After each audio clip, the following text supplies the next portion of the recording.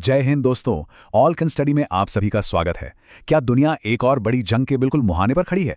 देखिए, अमेरिका और ईरान के बीच तनाव इस वक्त अपने चरम पर है और इस पूरी कहानी का सेंटर बना हुआ है पाकिस्तान, जहां एक ऐसी मीटिंग हो रही है जिस पर इस वक्त सबकी नजरें टिकी हैं। आइए समझते हैं कि इस हाई स्टेक खेल में आखिर दांव पर लगा क्या है। तो सबसे बड़ा और सीधा सवाल यही है, जंग होगी या समझौता? पाकिस्तान में मंच तो सज चुका है, लेकिन इसका नतीजा क्या होगा ये अभी कोई नहीं जानता। पूरी दुनिया इस सवाल के जवाब का इंतजार कर रही है। लेकिन यहाँ एक बहुत ही चौंकाने वाला मूड है। इतनी बड़ी तैयारी, इतनी बड़ी बैठक, और इसके बावजूद दोनों देश एक दूसरे से सीधे बात तक नहीं कर रहे हैं।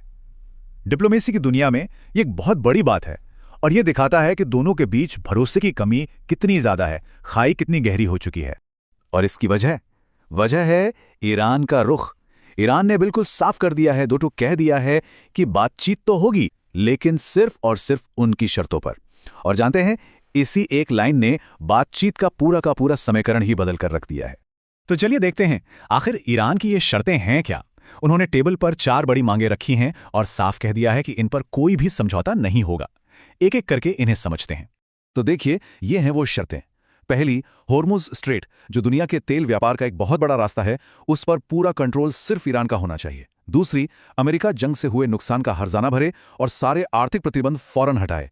तीसरी शर्त, विदेशों में उनके जितने भी एसेट्स फ्रीज हैं उन्हें तुरंत वापस किया जाए। और चौथी, सीज फायर सिर्फ ईरान में नहीं बल्कि लेबनान, इराक और यमन यानी पूरे मिडल ईस्ट में तुरंत लागू हो। संदेश एकदम साफ है, ये हमारी शर्तें हैं, माननी है तो मानो, वरना हम जा रहे हैं। सिर्फ तीसरी शर्त का साइज देखिए, 11 लाख करोड़ रुपए। ईरान चाहता है कि उसके करीब 11 लाख करोड़ रुपए की संपत्ति जो फ्रीज की गई है उसे फौरन रिलीज किया जाए। ये रकम इतनी ज्यादा है कि इससे साफ पता चलता है कि ईरान पर आर्थिक दबाव कितना है और वो इन पैसों को वापस पाने के लिए किसी भी हद तक जाने को तैयार है। अब जब शर्तें इतनी सख्त हों तो जाहिर है कि बातचीत का माहौल कोई दोस्ताना तो बिल्कुल नहीं होगा। माहौल बेहद तनावपूर्ण है और डिप्लोमेसी के जो आम नियम कायदे होते हैं वो यहाँ लागू ही नहीं हो रहे।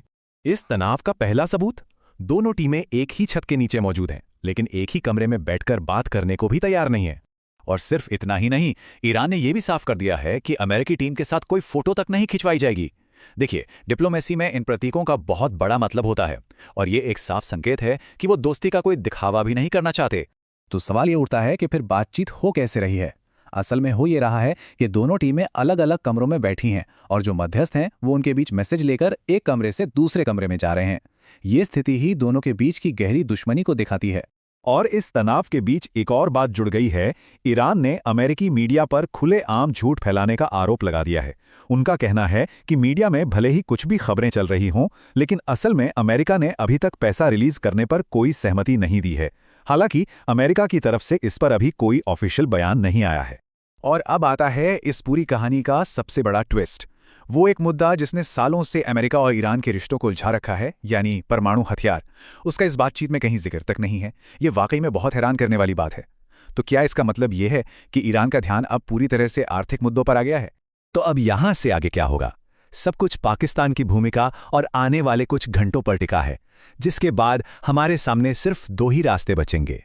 इन मुश्किल हालात में पाकिस्तान एक मध्यस्थ यानी एक मीडिएटर की भूमिका निभा रहा है। मतलब वो दोनों के बीच एक पुल बनाने की कोशिश कर रहा है। लेकिन जब 2 दुश्मन एक दूसरे की शक्ल तक देखने को तैयार ना हो तो ये काम कितना मुश्किल होगा, इसका अंदाजा लगाया जा सकता है। और यहीं से हमारे सामने 2 बिल्कुल साफ रास्ते निकलते हैं। अगर ये बातचीत सफल होती है तो इस इलाके में शांति आ सकती है, लेकिन अगर ये नाकाम होती है तो एक बड़ी और शायद बहुत विनाशकारी जंग छिड़ सकती है। दांव पर बहुत कुछ लगा है।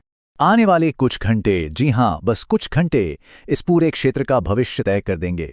सवाल यह है कि क्या डिप्लोमेसी इस गहरे अविश्वास की खाई को भर पाएगी या हम सब एक और विनाशकारी संघर्ष की ओर बढ़ रहे हैं? इस सवाल का जवाब तो सिर्फ वक्त के पास है और पूरी दुनिया ने अपनी सांसें रोक कर रखी हुई।